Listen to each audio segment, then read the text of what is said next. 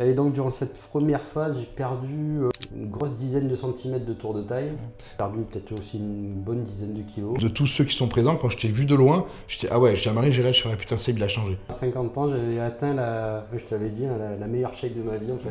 Un truc que j'aurais jamais imaginé même en prenant un coach. J'avais même pas espoir d'arriver à ce niveau-là. Ça fait plaisir, comme quoi à 50 ans, on peut vraiment avoir de beaux résultats. Pour avoir ce qu'on n'a jamais eu, il faut faire ce qu'on n'a jamais fait.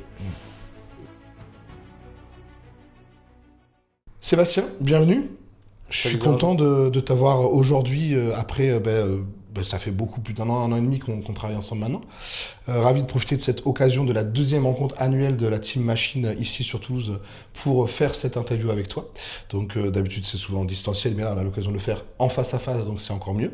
Je te laisse te présenter tranquillement, puis après on rentrera dans le vif du sujet. Très bien. Merci Jordan de m'accueillir ici. Voilà, effectivement, c'est la deuxième rencontre à laquelle je participe. C'est toujours un événement que j'attends parce que voilà, on passe toujours un super week-end. Donc voilà. Donc moi c'est Seb. J'ai fait 50 ans cette année. J'habite dans le sud, à une cinquantaine de kilomètres de Marseille, à Fos-sur-Mer pour être précis. Je partage ma vie avec Jessica, que j'embrasse si elle me regarde, j'imagine, et son fils d'ailleurs. Et j'ai une fille qui a 28 ans, qui a quitté le nid familial depuis bien longtemps, et voilà, que j'embrasse aussi évidemment. Et sinon, voilà, je bosse dans une grande entreprise multi-énergie. Voilà, donc je suis un travail plutôt de bureaucrate, hein, voilà, je suis plutôt un sédentaire à la base. Ok. Et voilà. Ok, très bien. Merci, je suis content encore une fois de t'accueillir pour cette deuxième saison. Ça fait plaisir de revenir. C'est que tout se passe bien généralement quand on revient sur une deuxième Ouais, saison, c'est que ça effectivement. passe bien. Euh, Ce qui est intéressant, c'est de comprendre un petit peu ton parcours. Et ça fait beaucoup de temps qu'on a travaillé ensemble. On est passé par différentes phases dans le coaching. Ça peut être la perte de poids, prise de muscle, etc. et tout, de la sèche, etc. Quelle était, avant même que tu commences à travailler avec moi ou que tu envisages même de travailler avec moi, quelle était la problématique ou les problématiques principales qui faisaient que tu te dis, tiens, là c'est bon, ras-le-bol, il y a un truc, un déclic, quelque chose, il faut que je fasse quelque chose. C'était quoi ce contexte-là? Alors le contexte, c'est que en fait, j'ai toujours été sportif, alors pas un sportif de haut niveau, mais j'ai toujours bougé, j'ai toujours fait des choses. J'ai depuis très longtemps traîné mes guêtres dans des salles de muscu sans forcément m'y mettre avec des objectifs de devenir hyper costaud ni quoi que ce soit. J'ai fait beaucoup d'arts martiaux, karaté, jujitsu, enfin bref, voilà, les arts martiaux. Euh, et après le Covid, et puis l'âge avançant aussi, j'ai pris un peu dans mon poing. J'ai toujours été quelqu'un de très complexé, Ok. vraiment très complexé, assez timide, assez renfermé. Et puis cette image que je voyais en tout cas dans le miroir n'aidait pas à ce que je sorte de cette coquille-là. Donc voilà, le contexte dans lequel je suis venu te voir, c'est un contexte d'un homme qui approche la cinquantaine avec un petit peu de bide, et qui passe sa journée à rentrer le ventre, et qui n'est pas super bien dans sa tête, quoi, voilà. Ok. Effectivement, donc le reflet de toi, pour toi, en Mmh. priorité. Ouais. Et après, est-ce que peut-être l'impact du reflet extérieur ou du monde, peut-être de ta chérie, je crois que comme moi, Marine est plus jeune, je crois que ta chérie est aussi plus jeune. Ouais, les plus Il jeunes y avait aussi, peut-être ouais, un impact effectivement. aussi, je sais pas. Voilà, moi, je sais que je Ouais, fais attention forcément, aussi bien à ça, sûr. mais. Bien sûr, on y fait attention, on a envie de plaire, enfin de plaire à sa chérie en tout cas. Euh, Se plaire à soi-même, comme tu de disais. se plaire à soi-même, et puis on ne sait pas en fait quelle image on renvoie aux autres. Voilà, et à partir du moment où déjà nous on n'a pas une bonne image de soi-même, voilà, Ouais. alors, moi on m'a toujours dit ah ben non, tiens, quand je dis je suis timide, tout le monde me dit ah ben tiens, pourtant t'as l'air de quelqu'un qui est sûr de toi, etc. Ben, en fait c'est une façade. Une carapace. Voilà, c'est une façade. Mm. Voilà, c'est une Et protection. ton métier qui a responsabilité te permet aussi de facilement peut-être prendre ces statuts. Moi qui ai travaillé longtemps dans le Mmh. métier de cadre, je sais que j'étais en capacité de me retrouver en réunion face à plein de monde. Et là, d'un seul coup, paf, le gérant se transforme et C'est ça. c'est presque un jeu de rôle professionnel, mais qu'on Mmh. est capable de venir mettre en place, Quand quoi. tu es manager, tu n'as pas le droit d'être faible. Ouais, c'est ça. C'est ça, Ouais. quoi. On ne doit pas montrer cette image en tout C'est cas. clair. Alors qu'au fond de toi, tu avais quand même ce côté peut-être hésitant, complexant, pas sûr à 100% Mmh. en fait, et pas serein. Alors que peut-être que les gens te voyaient comme ça finalement, mais Tout à pas fait. toi. Ouais, Donc c'est bel et exactement. bien toi et ton regard sur toi-même en fait en réalité qui t'est dit, ok, là moi ça me va pas quoi. Tout à fait. Il faut que je Ouais, change quelque ça chose. a été le déclencheur, ouais, Ok, c'est ça. ok, super. Et qu'est-ce qui t'a amené du coup à comment tu m'as découvert? Est-ce que c'est les réseaux? Est-ce que c'est Instagram, Facebook? Parce que c'est vrai que bon, je sais plus, on a dû forcément savoir au téléphone, mais je sais plus forcément le contexte initial. Et qu'est-ce qui t'a fait, parce que des coachs, il y en a partout, Ouais. il y en a énormément. Et donc déjà, pourquoi t'as vu, pourquoi vouloir te faire coacher? C'est intéressant. Il y en a beaucoup qui veulent essayer par soi-même, et parfois on peut y arriver, parfois on n'y arrive pas. Donc pourquoi déjà te faire coacher? Et pourquoi finalement arriver ici à la Team Machine? Ok. Euh, donc, ce qui m'a fait venir te découvrir en tout cas, c'est les réseaux. Hein, voilà, je suis tombé sur tes vidéos. Euh, et avant de te connaître, j'ai déjà testé des coachings. Je mets vraiment des guillemets, je l'ai fait exprès parce que c'était des trucs via des applis où soi-disant on te vend quelque chose qui est fait pour toi, sur mesure, etc. Et puis bon, tu sens bien que c'est fait par une IA ou par j'allais dire, un Du copier-coller par un logiciel. un logiciel qui fait que ça t'envoie un truc, une diète et un entraînement pour un gars qui fait 1m70 avec un peu d'embonpoint dans le but de mincir. Voilà, donc forcément, j'ai pas eu des résultats mirobolants. Et puis aussi le fait de n'absolument rien comprendre à la nutrition, c'est ce qui m'a fait un jour me dire tiens, il faut vraiment que j'essaie avec quelqu'un, une vraie personne, quoi, voilà, quelqu'un, un vrai coach, quelqu'un à qui je dois rendre des comptes, quelqu'un qui va me guider, qui va faire un programme pour moi. Voilà. Et c'est important ce que tu soulèves, parce que là aujourd'hui on est en 2025, l'IA prend une place extrêmement importante. C'est une discussion qu'on avait tout à l'heure avec Jérémy, je parlais tout à l'heure en bas de ça, et l'IA est en train de prendre une telle ampleur qu'aujourd'hui on a même du mal à savoir ce qui est vrai, pas vrai, etc. Et tout.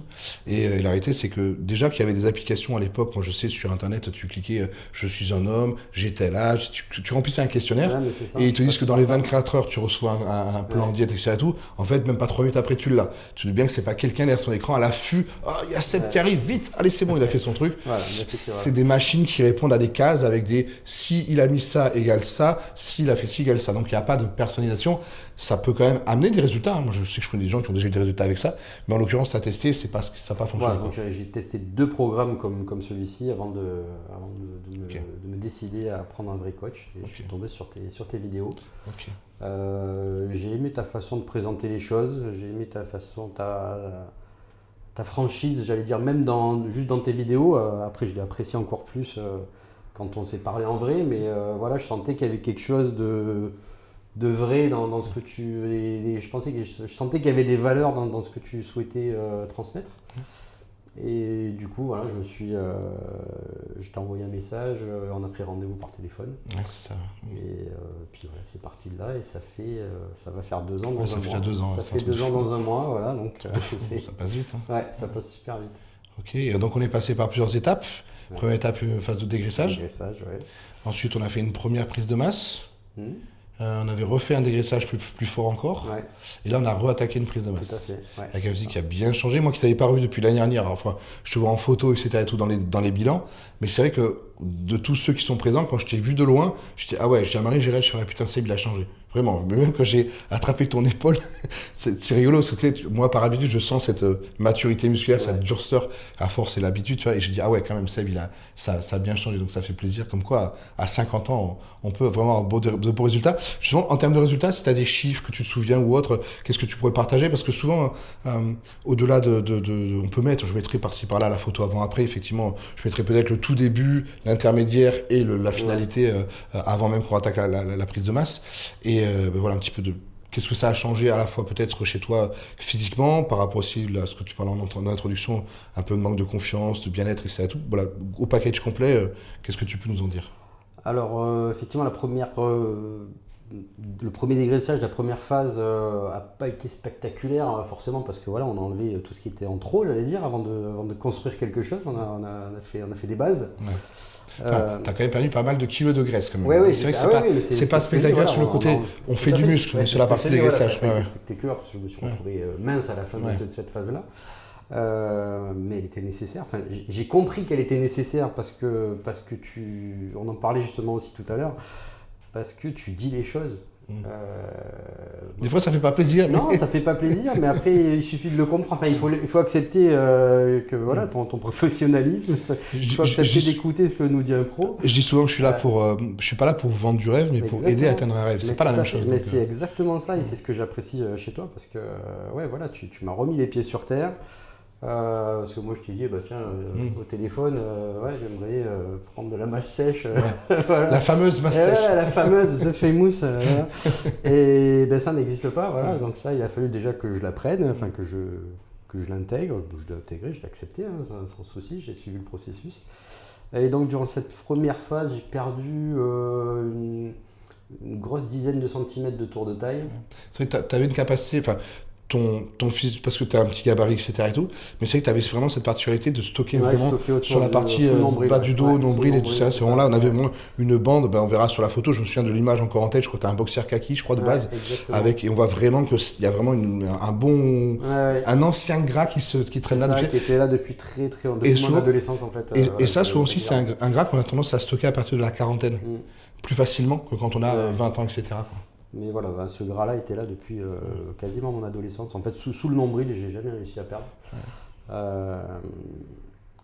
Donc voilà, ouais, j'ai perdu peut-être aussi une bonne dizaine de kilos. Ouais, pas loin, je pense. Je ne me souviens plus exactement combien c'était. Ensuite, sur la prise de masse, pareil, c'est remonté fort. Je suis monté à un poids que j'avais jamais atteint. Je suis monté jusqu'à 78 kilos. Alors je rappelle que je fais à peine 1m68. C'est bien de le préciser, parce que dans la tête des gens, ça peut paraître... Ça peut paraître pas grand-chose. Ça fait quand même un plus 10 par rapport à ta taille, donc ce qui est déjà pas mal. 1m68, 78 kilos. Et beaucoup plus propre.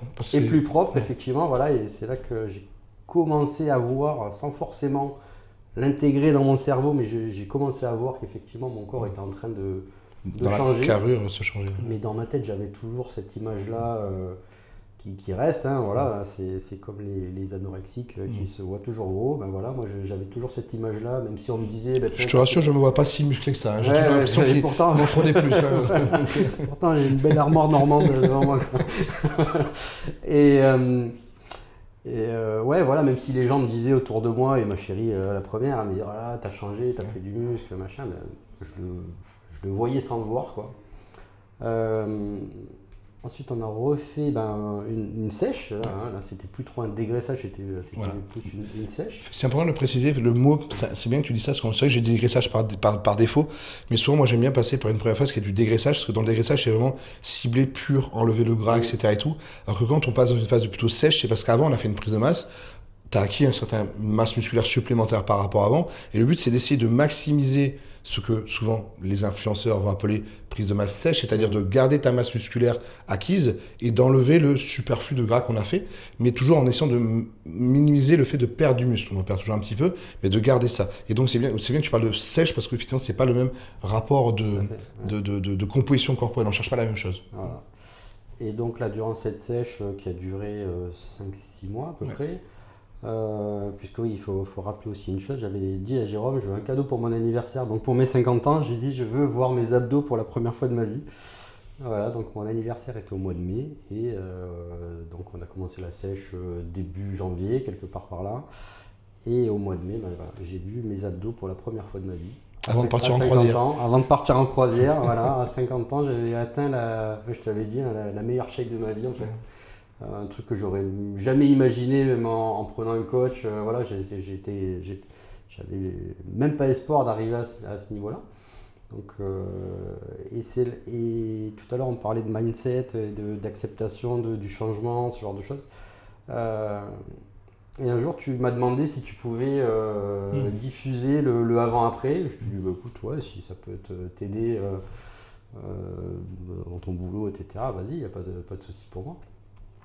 Et c'est là quand les gens commencent à m'en parler, même si les gens, moi je te dis encore, même si les gens me disaient déjà, putain, t'as changé, machin, ça, de me voir, voilà, de me voir sur tes stories, les gens qui ont dit, ou des gens qui m'écrivaient, m'ont dit, ah, putain, mais c'est toi, Seb, oh là, quel changement, etc. Ah voilà, je pense que c'est à ce moment-là que mon cerveau a accepté le changement, voilà, malgré qu'on me l'ait dit plein de fois. C'est pour ça que je suis souvent chiant pour les photos et je pense que j'en parle tout le temps, mais que je vous demande vraiment d'avoir le même angle, la même lumière, le même sous-vêtement. Ça va faire 2 ans que tu as le boxer exprès juste pour les photos, quoi, tu vois. Mais parce qu'en réalité, si tu veux, moi j'ai horreur de ça. Tu sais, t'as des gens qui vont faire des avant-après où d'un seul coup la personne elle va lever les bras, donc forcément le ventre il disparaît. Sur le après, elle est comme ça en train de contracter, donc forcément ça change tout. Et j'aime pas ça, quoi, du coup. Et là, effectivement, moi ce qui m'avait le plus vraiment épaté dans ta sèche, c'est que t'as tenu, t'as bien tenu, etc. et tout. Et c'est surtout que je me dis, ah ouais, putain, même à 50 ans, ça m'a surpris parce que la qualité de peau qui est revenue au niveau du bas du ventre, du bas du dos, je me souviens, t'as quand même le sapin qui était bien dessiné dans le bas du dos, et même les abdos, quoi, forcément. Ouais, pour moi, dans l'année, c'est parmi au moins les 2-3 meilleures transformations en lifestyle que j'ai sur l'année. Donc c'est vraiment du beau boulot, quoi. Super. Ouais, donc voilà, moi j'étais hyper satisfait de ça. Et puis tellement satisfait que j'y suis resté et qu'on est reparti sur une prise de masse. Ce que j'ai pas dit, c'est que du coup, quand on a fait la sèche, là tout à l'heure, autant pour le dégraissage, j'avais perdu une dizaine de kilos. Là, pour la sèche, j'en ai perdu 14. Et malgré avoir perdu 14 kilos, j'avais la meilleure shape que j'ai jamais. Parce qu'en fait, le poids, parfois, veut rien dire sur la balance parce qu'il y a cette notion de composition corporelle. C'est parfois qu'on perd 10 kilos, on a perdu essentiellement beaucoup de masse grasse, beaucoup d'eau. On a repris du poids par-dessus, mais on reprend de l'eau, du gras, on prend du muscle. On peut pas prendre que du muscle, ça serait trop beau. Et quand on fait du dégraissage, en fait, on va pousser plus loin, mais dans tous les cas, en dessous, l'enveloppe est plus la même, elle a changé, en fait. Mais ça, on le voit que, en fait, moi, ce que j'aime bien essayer de faire comprendre, c'est que le jour où tu fais ta sèche, tu ne vas faire qu'apparaître tout ton travail de ta prise de masse. C'est pas là où les gens pensent que c'est en sèche qu'on fait le travail de faire du muscle. Pas du tout. Tout se fait d'ordre. Si ta prise de masse est bien faite, dans ta sèche, tu ne fais que dévoiler le travail que tu as fait pendant des mois avant, tout simplement. Ouais. Donc franchement, bravo, belle transformation. Merci beaucoup, merci à toi surtout pour l'accompagnement. Et écoute, moi avec plaisir. Et puis regarde, 2 ans après on est encore là, donc du coup ça fait plaisir. Et puis on va encore aller chercher. Moi, ce que j'aime bien, c'est que je me souviens dans ta courbe, je t'avais fait ça, j'aime bien faire ça, c'est que je te compare ton poids actuel et ton tour de taille actuel avec ton poids et ton tour de taille de la toute première fois. Et c'est-à-dire qu'aujourd'hui, tu peux être quasiment au même poids qu'il y a 2 ans, avoir le même tour de taille, non pas du tout, mais tu vas avoir le même poids, identique, mais ton tour de taille, c'est une comparaison comme ça, quoi, tu vois. Et c'est là qu'on voit que si du coup le tour de taille qui est que du gras ou que de l'eau est en écart comme ça, alors que le poids est identique, forcément, c'est qu'on a construit du muscle et qu'on est venu rajouter tout ça sur ton corps. Et donc, c'est ça qui est une belle victoire. Donc, félicitations. Merci. Et puis pour le mot de la fin, à la limite, je sais qu'il y a beaucoup de gens qui peuvent regarder ce type de vidéo-là, et je sais que j'ai des gens qui osent pas passer à l'action, ils ont peur parce que soit ils ont fait comme toi, ils sont passés par des coachs virtuels sur les réseaux, ou d'autres coachs, peut-être en ayant vécu des mauvaises expériences ou autres, et parfois ils osent pas tout simplement, ne serait-ce que venir me contacter ou parler. Et je vous rappelle, voilà, moi, comme tu as fait, il y a un appel qui est gratuit, on prend le rendez-vous, on s'appelle, on voit si ça marche, si ça plaît, puis si ça plaît, on y va, on travaille ensemble. Et si tu devais peut-être donner un conseil à cette personne qui regarde cette vidéo, un conseil, ou que tu as envie de lui dire quelque chose, tu lui dirais quoi à cette personne? Bon, moi, je lui dirais qu'il faut oser, il faut passer le pas. Comme tu l'as dit, le premier rendez-vous, il est gratuit, il n'engage à rien. Et puis après, voilà, moi, ce que j'ai apprécié chez toi, c'est que tu ne vends pas de rêve, tu es clair, tu caches rien. Il y a des coachs, je suis désolé, hein, qui vont rendre compliqué des choses qui sont finalement simples. Comme je te disais tout à l'heure, moi je comprenais rien en tout cas à la nutrition, les macros, etc. Là, quand on parlait de macros, Tu voyais les macros au barbecue, toi? Ouais, limite, mais bon, voilà, je savais pas quel aliment contenait la protéine, le gras, bon, ça va, on sait ce que c'est, du gras, de l'huile, machin. Mais voilà, glucides, les macronutriments, et puis les proportions à tenir, voilà. Ça, tu as banalisé ça au final, voilà, donc. En réalité, je sais pas si je le banalise ou c'est simplement que j'arrête, je fais pas ce que les autres font, tu l'as dit, c'est-à-dire complexifier la chose pour donner l'impression que, ah ouais, il est bon le coach, franchement, il est bon. Surtout donner l'impression que sans ce coach-là, tu saurais plus faire. Exactement. Non, voilà, Exactement. Franchement, voilà, tu donnes, sans compter, j'allais dire, tu donnes confiance, tu es toujours bienveillant, tu es hyper disponible. Voilà, moi j'ai pas une seule question que je t'ai posée à laquelle j'ai pas eu de réponse et souvent rapidement. Voilà, j'essaye en tout cas. Non, mais faut le dire, même quand tu es en prépa, même quand tu n'es pas en France. Au bout du monde. Et voilà, tu étais à Olympia, tu as quand même fait les bilans de tous tes élèves. Alors que j'imagine que d'autres, ils auraient dit, bon, bah, cette semaine, il n'y a pas de. Voilà, des Probablement que c'est plus compliqué. Mais Voilà. après, j'avoue qu'en prépa, c'est dur, donc à la limite. Non, Mais mais justement, enfin, c'est d'autant plus, c'est d'autant ouais. plus de mérite parce qu'on sait que c'est dur au final quand on s'intéresse à ce milieu-là. Voilà, on sait par quoi vous passez les athlètes. Là. Mais en réalité, tu vois, tu as fait ta sèche qui a duré 6 mois, et on pourrait, dans la tête des gens, c'est que ça peut dire, ouais, 6 mois, c'est long, mais sauf que c'est la réalité que le temps demande. Moi, j'ai souvent expliqué aux gens que quand on a pris du poids en X années, euh, j'aime bien une phrase je crois que c'est Einstein qui dit ça, que la plus grande folie, c'est de penser qu'en faisant la même chose aujourd'hui, enfin qu'hier, tu auras des résultats différents demain. Et donc, moi, j'aime bien dire qu'en pensant que tout ce gras qu'on a accumulé pendant des années, on pense qu'on est capable de le perdre en quelques jours, quelques semaines, mais c'est de la folie, hein, ça marche pas comme ça. Et donc, le temps, il doit être pris. Et moi, jamais je dirais à quelqu'un au téléphone, ah, mais t'inquiète, t'as 20 kilos à perdre, mais dans 3 mois, c'est terminé, c'est fini. Parce que déjà, ça serait mentir, je veux pas. Et deux, c'est que moi, si la personne me fait confiance, c'est que je sais que si je lui dis oui, c'est qu'on ira. Il n'y a aucun souci, quoi, tu vois. Je veux pas le vendre du reste pour vendre du reste, ça Non, n'a mais pas c'est clair. d'intérêt. Et puis, une phrase que tu nous as dit l'an dernier, que je répète souvent, même dans le cadre du boulot, ou dans n'importe quel cadre, c'est pour avoir ce qu'on n'a jamais eu, il faut faire ce qu'on n'a jamais fait. Et puis voilà, donc il faut se faire, quand on n'a jamais fait quelque chose et qu'on ne sait pas faire, il faut se faire accompagner. Il faut bien choisir son accompagnateur. Choisir quelqu'un en qui on a confiance et voilà. Donc, et puis voilà, je suis content d'être tombé sur toi. En tout cas. Merci beaucoup, ça fait Vraiment. plaisir. Et tu vois, tu as un truc important, c'est la confiance. Et je sais que ça peut rassurer, même si ça fait très commercial ce que je veux dire, mais je le dis quand même. Souvent, on est en ligne, on se connaît pas, on va se découvrir. Et c'est vrai que moi, je propose toujours de dire à la personne, on se connaît pas. Si tu démarres, dans tous les cas, tu as un mois avec moi. Si ça ne te plaît pas, on annule tout. T'as payé X, je te rembourse X, il n'y a pas de frais cachés. Parce qu'en un mois, tu auras le temps de savoir si je suis un connard ou pas, si je te vends pas du rêve ou si je te mange, je sais pas quoi et tout, et si ce que je t'ai expliqué lors de l'appel est réellement ce que je mets en place. Ouais. Et si la personne, finalement, pour X raison, elle est déçue, ou finalement la méthode lui plaît pas, elle se désengage, elle me doit plus rien, je lui rembourse son mois qu'elle a payé, c'est 30 jours en gros, ça se fait rembourser, et je trouve ça normal de le faire, tu vois, parce que il y a cette peur, cette distance, etc. et ça m'inquiète même pas, parce que je trouve ça logique, ça plaît pas, je ne peux ne pas plaire à tout le monde, la méthode ne peut pas plaire à tout le monde, c'est comme ça du coup, mais une fois qu'on est dedans, si ça plaît, après c'est l'adhérence, le pouvoir de l'adhérence, effectivement je pense que tu as parlé de confiance, on va pas l'avoir en 3 jours, cette confiance, c'est le temps qui s'y amène, mais en réalité je pense que plus... Il y a une phrase que tu vois, mon ancien manager dans mon ancien boulot qui m'avait dit, parce que moi j'étais trop gentil. J'avais un management très gentil, trop gentil dans mon management. Et je sais que du coup je suis moins gentil dans mon coaching, dans le sens où c'est grâce à ce manager-là que maintenant je suis comme ça. C'est qu'il m'avait dit, Jérôme, en voulant aider les gens, si tu es trop gentil, tu penses les aider, mais c'est pas vrai. Ouais. Alors que si tu es juste... Quand il faut être dur, faut être dur. Quand tu es dans féliciter ou autre, et que tu es dans de la justesse en permanence en train de zigzaguer comme ça, la personne, tu l'amènes toujours à évoluer comme il faut. Si tu es juste béni oui, comme ça, en fait, la personne, tu la feras jamais évoluer. Le jour où il m'a dit ça, ça a changé ma façon de faire. Bon, j'étais jeune, j'avais 30 piges à l'époque, maintenant j'en ai 40, je commence à me vieillir, 42, bientôt à la fin du mois. Mais du coup, c'est vrai que c'est des choses qui m'ont changé, et aujourd'hui, je l'applique parce que je trouve que ça a, moi, une valeur forte dans mon coaching pour vous aider aussi à progresser et à gagner cette confiance qu'on peut avoir après. Voilà, 2 ans après, tu es encore là, ça prouve que ça se passe bien, sinon tu serais parti depuis longtemps. Quoi. Alors après, bon, je tiens à te dire que tu n'es pas méchant dans tes coachings, mais par contre, c'est vrai que tu dis les choses. Voilà, c'est vrai. Moi, je dis méchanceté parce que... Non, tu dis les choses et ça, c'est appréciable, hein, parce que des fois, il faut savoir les entendre. Il n'y a pas très longtemps, tu m'as un peu remonté les bretelles parce que je ne sais plus ce que je t'avais dit, j'avais pas pu manger ce qu'il fallait. C'est possible. Etc. Et puis tu m'as dit, écoute, t'es parti en déplacement, t'aurais très bien pu prendre un petit peu de crème de riz, un petit peu machin, voilà, t'as pas d'excuses.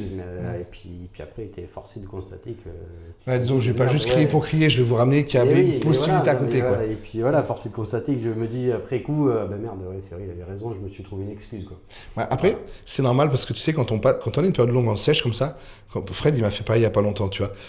On démarre le off-saison, et donc la prise de masse, et dans le off-saison, on sait qu'on a un petit peu plus de marge de manœuvre, tu vois, donc on sait dans ta sèche, tu as vraiment été très carré, etc. Et tout, là-dessus, vraiment, c'est très exemplaire. Mais c'est vrai qu'en off-saison, même moi, à mon niveau, en off-saison, parfois, j'ai tendance à me dire, bon, allez, on a fait un cheat cette semaine, bon, c'est pas parce qu'on en fait un deuxième cette semaine que c'est grave. Bon, j'ai Marine derrière qui va me tirer les oreilles, donc ça s'arrête à la phrase qui est sortie de ma bouche, tu vois. Mais c'est la réalité, c'est humain, en fait, tu vois, c'est humain. Et encore une fois, moi, je distingue bien, parce que souvent, parfois, je sais que les gens ont peur de me contacter parce que, faut bien voir la différence, c'est que je t'accompagne enfin, moi, je pense que je vous accompagne à haut niveau dans ce que je fais, mais à haut niveau pour du lifestyle. C'est-à-dire que peut-être qu'un jour, j'arrête pas de le pousser, peut-être pour qu'il fasse un peu de compétition, mais en tout cas, voilà, peut-être qu'aujourd'hui, les gens ont peur de me devenir moi parce qu'ils pensent que je vais les coacher comme si c'était des athlètes de haut niveau avec une rigueur extrême. Non, c'est extrême. Jamais je fais ça. Tu as des petits plaisirs, tu manges ce que tu aimes, il n'y a pas de restriction alimentaire hors allergie. Voilà, t'es pas enfermé à te dire je peux manger que du brocoli, quoi. Donc, Non, c'est vrai qu'on n'a pas parlé de ça, mais effectivement, il y a, enfin, dans les programmes que tu fais, en tout cas, tu nous laisses, en gros, tu appelles ça le 80-20, donc c'est 80% de nourriture saine non transformée, et puis 20% de plaisir, on va dire. même si dans les 80%, c'est le plaisir aussi, mais Ouais, plaisir industriel, on va dire, dans les c'est 20%. ça, ouais. Ouais. Et effectivement, même dans mes périodes de sèche, bon, on repart peut-être sur la fin parce que c'est On a un voulu peu tirer long. bas à la fin, j'en suis. Voilà, on a voulu tirer bas, et puis forcément c'est un peu long. Mais il n'y a pas de frustration, il y a pas la fringale. On essaye en tout cas. Ça peut venir, c'est normal. Voilà, mais ça peut venir, mais après quand tu te poses la question au bon moment, tu te dis est-ce que j'ai vraiment faim ou est-ce que c'est mon cerveau qui me dit mange quelque chose de sucré. T'as passé une mauvaise journée, tu Voilà, t'engueules avec les exactement, gamins, avec c'est la ça. voisine ou la chérie, puis c'est Voilà, l'émotionnel. et donc, puis quand tu te poses la question, tu te dis non, j'ai pas réellement faim, quoi. Ouais. Merci beaucoup Seb. Merci à toi, Je suis ravi encore une fois de t'avoir là, puis avec plaisir. on se verra encore l'année prochaine j'espère. Parfait, j'espère aussi. Et là il dépassera l'écran. Voilà, et appelez-le. Merci.